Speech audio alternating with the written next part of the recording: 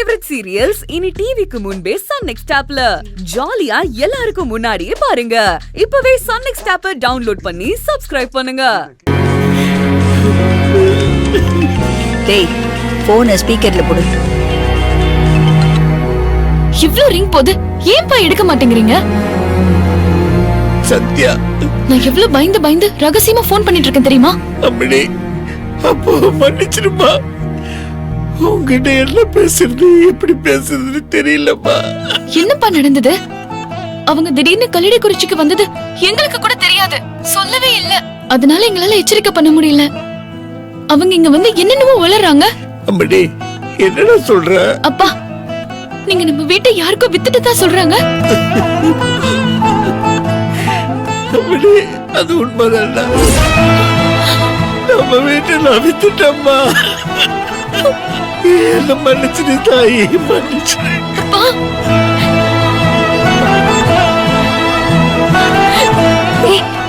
என்ன இவங்க சொல்றதுல உண்மைன்னு சொல்றாரு அப்பா.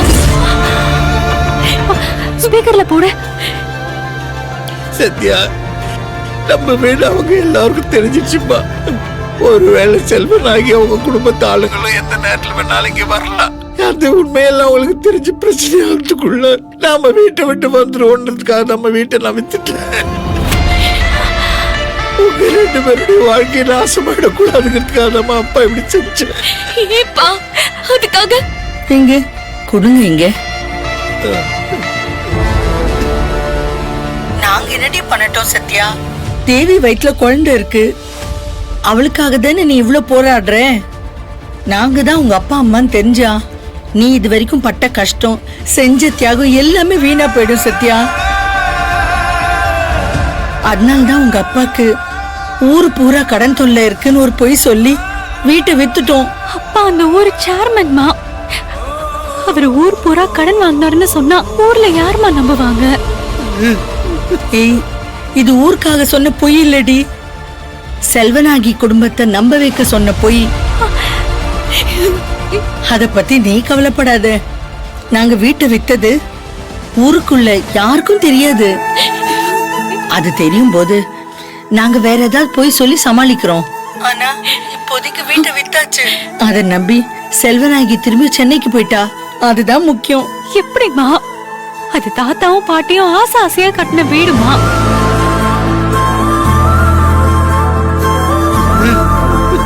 ஆமாமா, எங்க சின்ன வயசு நினைவுகள் எல்லாமே அந்த வீட்டோட பின்னி பிணைஞ்சிருக்கமா. போன கொடு. ஏய் சத்யா, பாக்கியம் பேசுறேன். பாட்டி, நீ இருந்துமா அப்படி நடந்தது நம்ம வீடு? போனா போட்டுண்டி. செல்வநாயகிக்கு பயந்துகிட்டு உங்க அப்பாவும் அம்மாவும் எவ்வளவு நாள் தான் ஓடி ஒளிவாங்க. அதனாலதான் நானே ஒரு முடிவு எடுத்து இந்த யோசனையை சொன்னேன். நீயும் தாத்தாவும் சேர்ந்து ஆசாசியா கட்டின வீடு பாட்டி. Stop it nonsense. அது வெறும் வீடு தாண்டி. அதுல சிமெண்ட், கல்லு, மணலு. ஆனா என் பேத்திகளோட வாழ்க்கை ரத்தமும் செதையும் பாசமும் நிறைஞ்சதுடி. போடி, வீடு முக்கியமா இல்ல உங்க வாழ்க்கை முக்கியமா? நீ முடிவு பண்றதுக்கு முன்னாடி என்கிட்ட ஒரு வார்த்தை சொல்லிருக்கலாம்ல கிழவி.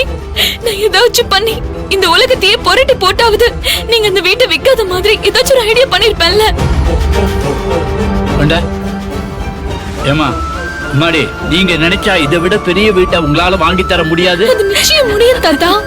ஆனா உங்க உழைப்பு, உங்க கனவு, உங்க ரத்தம், உங்க வேர்வை இதெல்லாம் இப்போ எங்களுக்கு நீங்க தான்.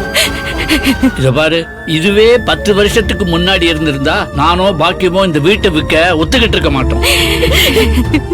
ஆனா இப்போ போற காலத்துல எங்களுக்கு வீடு, பணம், நிலம் இதெல்லாம் பத்தி எங்களுக்கு கவலை இல்லம்மா. சந்ததிகள் நல்லா இருக்கணும், உறவுகள் பலப்படணும், நீங்க 2 பேரும் ரொம்ப நல்லா வாழணும், அதுதாம்மா எங்க ஆசை.